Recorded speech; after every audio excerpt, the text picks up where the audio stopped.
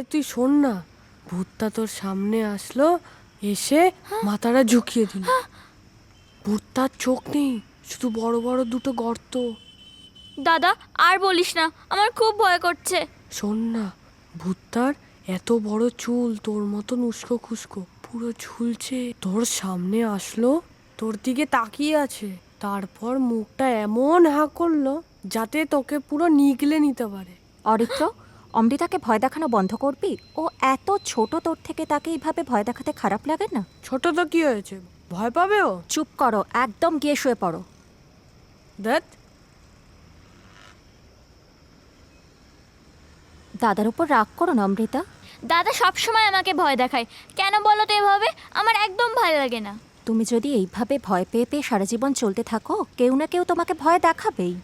যদি রাগ করতেই হয় দাদার উপর, তাহলে প্রমিস করো যে আর ভয় পাবে না। সামনে কোনো বাধা দেখলে সেটার মুখোমুখি হয়ে লড়ার চেষ্টা করবে। তুমি ঠিক থাকলে তোমার সাথে কোনো দিন খারাপ হতে পারে না।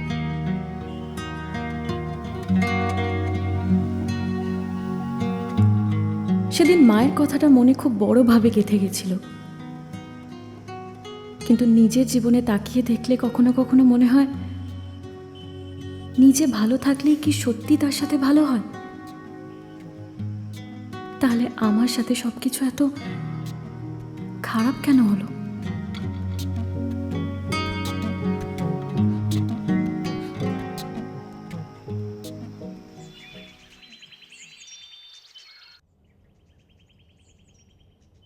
অরিত্র, আজ তোমাকে একটু বোনের খেয়াল রাখতে হবে। কেন? কোথায় যাচ্ছ? আজ দুপুরের ট্রেনে আমরা দুর্গাপুর যাচ্ছি। বলেছিলাম না তোমার মামার শরীর খারাপ? ও হ্যাঁ হ্যাঁ হ্যাঁ।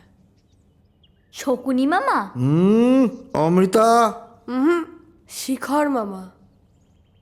ও, তোমরা তাড়াতাড়ি ফিরে এসো, আমার একা একা খুব ভয় করে। তোর এত ভয় কিসের মা? ভয় কেন, দাদা তো থাকবে। আর ভয় পেলে বলেছিলাম না সেদিন? হ্যাঁ, আমি গুড গার্ল, আমার সাথে সব গুড হবে। একদম।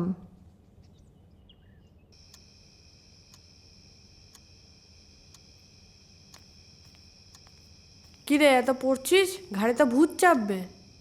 দাদা তুই থামবি? তোর বেশি হচ্ছে না, দাঁড়া। এবার দেখ কেমন লাগে অন্ধকারে থাকতে। দাদা,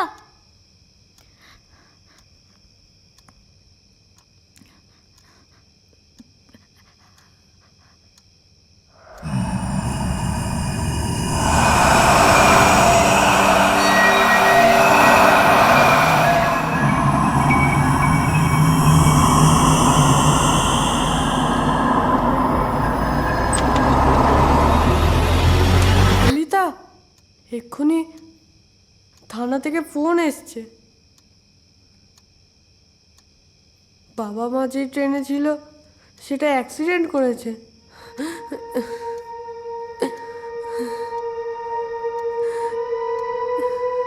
কি করব আমি?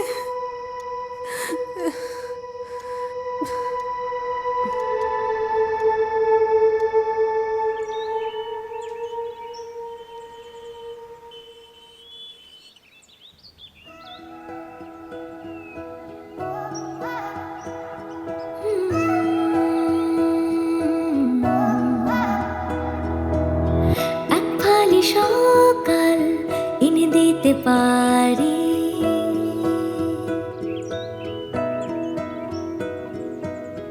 তোর সাথে যুদ্ধে হেরে যেতে পারি।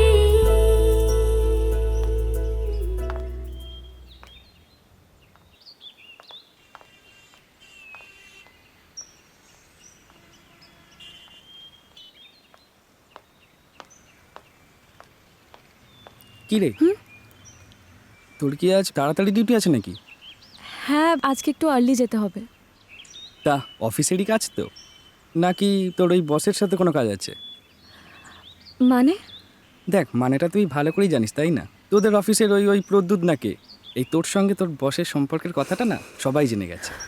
রাত্রির বেলা গাড়িতে করে বাড়িতে ছাড়তে আসছে, এত প্রেম তোদের। আর তাছাড়া শুধু আমি কেন, গোটা পাড়া জেনে গেছে যে তুই অফিসে কি করে বেড়াচ্ছিস। দেখ দাদা, তোর পার্সোনাল লাইফ নিয়ে কিন্তু আমি ইন্টারফেয়ার করি না, তাই আমি কার সাথে কি করছি না করছি সেটা নিয়ে প্লিজ নাক গলাতে আসিস না। আর কার সাথে প্রেম করব আর না করব সেটা সম্পূর্ণ আমার ডিসিশন। একদমই ঠিক, কিন্তু কি বলতো, বাবা মা না তোর দায়িত্বটা আমাকে দিয়ে গিয়েছিল। একটু মনে করে দেখ দিনগুলো, আমি জানি না তোর মনে আছে কিনা।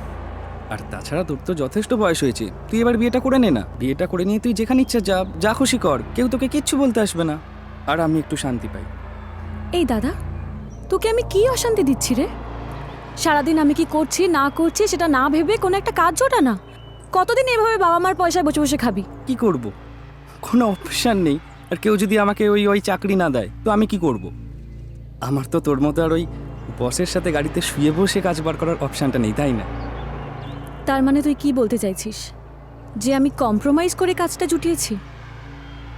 দেখ, আমি কিছু বলতে চাই না, শুধু এটুকু বলতে চাই বিয়েটা এবার করে নে। এরপর বয়স বেড়ে গেলে কিন্তু দাদা, আমি তোকে বারবার বলেছি যে আমি বিয়ে করব না। কেন?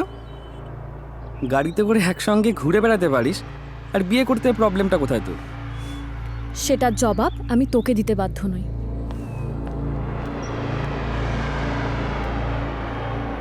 আমি ওকে কারণটা না বলে থাকলেও আমি ছোটবেলা থেকেই বাবা মা মারা যাওয়ার পর থেকে একটা অদ্ভুত ভয় পেতাম। আমার দেখা ওই ছায়াটা আমায় আরও খারাপ কিছুর আভাস যেন দিয়ে গেছিল। জীবনে খুব খারাপ কিছু হয়তো আমার সাথে হতে চলেছিল। আমি চাইনি যে নতুন করে কাউকে আমার সাথে জড়িয়ে ফেলতে, কিন্তু অদ্ভুতভাবে আমি জানতামই না যে আমার শেষের পথে হাঁটা আমি শুরু করে ফেলেছিলাম।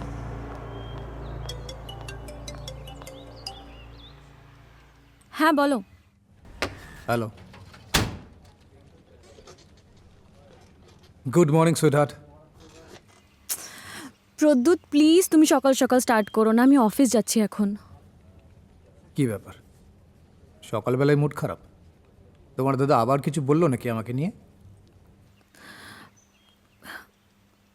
হ্যাঁ, ওই যে আমি তোমার সাথে ঘুরতে পারলে আমি তোমাকে বিয়ে কেন করতে পারি না। তা তুমি কি বললে? কি বলবো, আমি বললাম যে I don't want to get married. একটা কথা বলি, আমি তো তোমাকে অনেক দিন ধরেই বলছি যে এবার ওই বাড়ি থেকে চলে এসো। আর সত্যি কথাই তো এভাবে বিয়ে না করে ঘুরে বেড়াবার কি দরকার বলো? আমরা দুজনেই তো ম্যাচিওর, একটা ডিসিশন তো আমরা নিতেই পারি। প্রদ্যুৎ প্লিজ অ্যাটলিস্ট তুমি স্টার্ট করো না এখন। আমি তোমাকে আগেই বলেছি বিয়ে না করতে চাওয়াটা এটা সম্পূর্ণ আমার ডিসিশন, আর এর কারণটা আমি কারোর সাথেই শেয়ার করতে পারবো না। আচ্ছা, কি এমন পার্সোনাল ডিসিশন বলো তো যেটা তুমি আমার সাথেও শেয়ার করতে চাও না? কি এমন আছে? Pradyut, I really love you, I really do, but ভালোবাসলেই কি বিয়ে করতে হবে? আর তাছাড়া আমাদের তো রোজই দেখা হচ্ছে, সব নিডসও ফুলফিল হয়ে যাচ্ছে, তাহলে আর কি চাই তোমার? তোমাকে চাই, তোমাকে পুরোটা চাই। হ্যাঁ, আমি মানছি আমাদের রোজ দেখা হচ্ছে, কথা হচ্ছে, আমরা ঘুরতেও যাচ্ছি, হয়তো ফিজিক্যাল নিডসও পূরণ হচ্ছে। হ্যাঁ ডেফিনেটলি, কিন্তু আমার কোথাও গিয়ে একটা মনে হচ্ছে কি জানো তো, আমি ইমোশনালি তোমার থেকে অনেক দূরে রয়েছি।